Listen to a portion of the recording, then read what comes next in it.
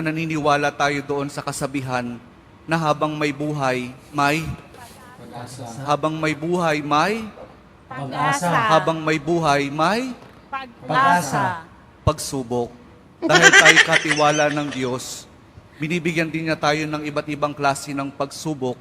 Kaya po doon sa pagsubok na yon, saka pa lang natin mauunawaan na talagang ang ating buhay ay mayroong, habang may buhay, mayroong, Pagsubok. habang may buhay, may Pagsubok. pagbangon. Huwag niyong hayaan na kapag meron kayong pinagdaraan ng pagsubok, ay hindi kayo babangon. Kailangan meron tayong pagsumikap na pagtsatsagaan natin yung ating mga pagsubok na pinagdaraanan.